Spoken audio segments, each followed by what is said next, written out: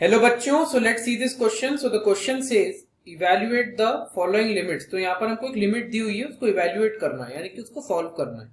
तो limit extends to 0 दिया हुआ है और ये अप्लाइड है e to the power 2 plus x minus of e square upon x के ऊपर। तो हमें यहाँ पर इसको सॉल्व करना है।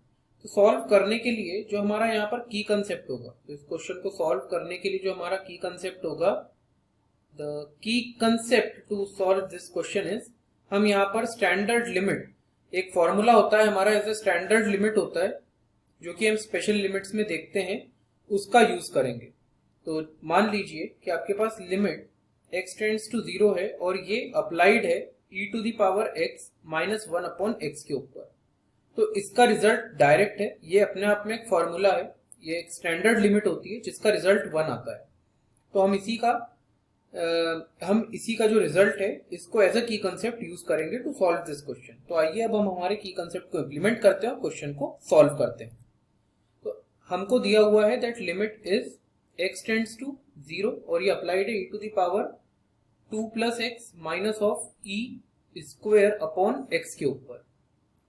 अब फर्स्ट ऑफ ऑल हम क्या करेंगे, क्योंकि लिमिट जो है वो x टेंड्स टू 0 है, तो x की जगह 0 पुट करके देखते हैं कि वैल्यू क्या आ रही है। तो ये हो जाएगा e to the power 2 plus 0 minus of e square upon 0, that is what, that is e to the power 2 minus of e to the power 2 upon 0।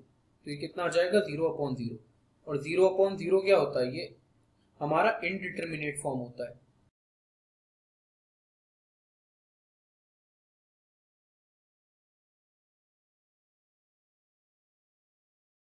तो इसको सॉल्व करने के लिए अब हम हमारे की कंसेप्ट को रोल में लाएंगे और इस क्वेश्चन को सॉल्व करेंगे। तो हमको दिया था limit x tends to 0 over e to the power 2 plus x minus of e square upon x.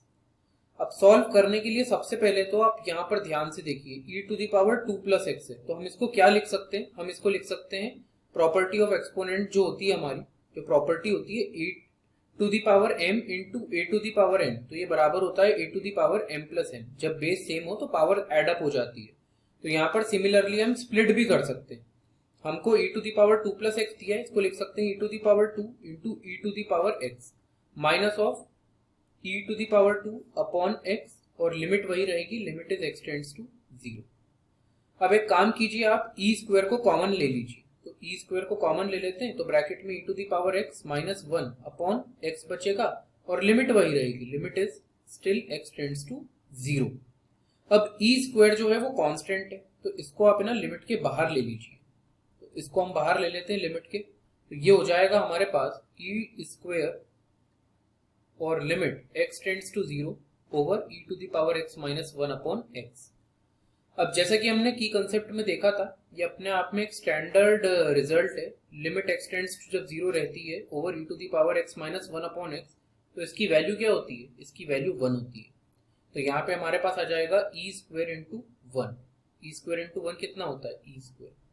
So E square हमारा answer, so E square is the answer of this question and that is all about solution.